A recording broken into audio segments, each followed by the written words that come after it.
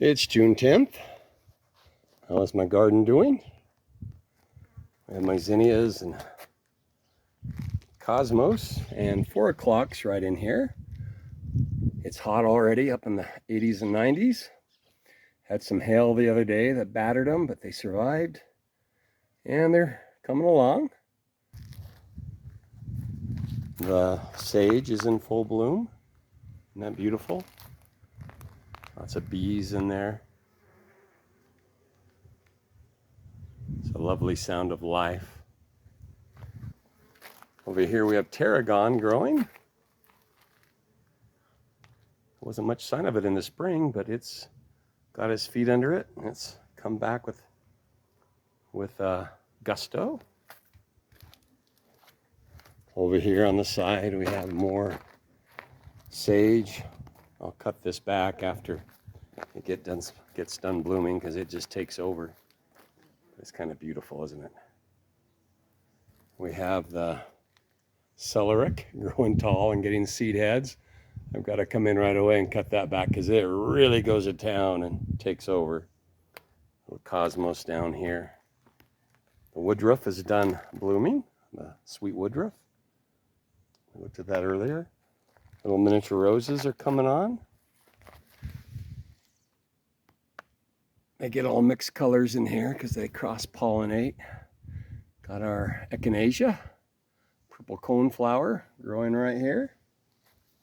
Lots of onions, green onions. My wife loves those. Over here we planted this a couple of years ago and it hasn't done anything, and then suddenly this year it started blooming. Now, shoot, I missed some of the best blooms, but it has this beautiful little ruffled rose. Kind of faded right down there. Some more coming on. But this year it started blooming. The neighbor gave it to us totally bare root and thought it was gonna die, and it didn't do anything for a couple of years, but it's blooming now. Quite beautiful. These little ruffled roses right down here. There we are. Really pretty. Got more zinnias down there struggling to get their feet under them in this hot weather. And the purple irises are long gone now. It's past their time, but they were beautiful while they lasted.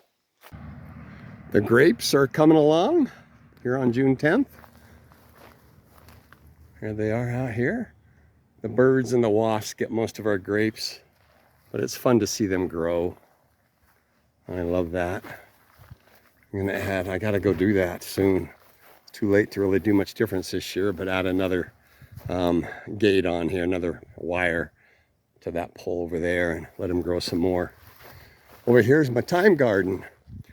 I mowed it all down earlier this year. Thought, whoa, I've killed it, because it went down to where it was bare. But look, all that is grown back up. All that's creeping thyme. When you walk into it, oh, you can smell it. If you like the smell of thyme, it smells really, really good. It's been spreading for years. I just put water on it. It's clear out to here in the weeds, giving the weeds a run for their money. So kind of tough that way. Spreading out to here. Anyway, doesn't flower or anything, but there you go, creeping thyme. We use it in our cooking at times. Yep, so that's what's happening. And just recently mowed again, the 3rd time this year because we've been having rain. But I got all this mowed, and over here we have lemon balm and lavender, green onions, and then my zinnias. They're looking kind of pale. I need to get some water over here, I believe. Get these going, and I got our not witch hazel, what's it called? Wormwood. There we go. Wormwood. It finally came to me. Beautiful, beautiful flower for such kind of an ugly word, huh? Wormwood. Gotta get some water on here this afternoon. All that mowed back there. Back to those tall weeds. Got this, I think it's forsythia, and it's flowering now, looking pretty. And then rows of Sharon behind it, tall. It must be 12 feet tall now. And a honeysuckle bush, which is happy. When it blooms, it smells so sweet. I love it. And of course, the Russian olive, which smells so sweet when they bloom also.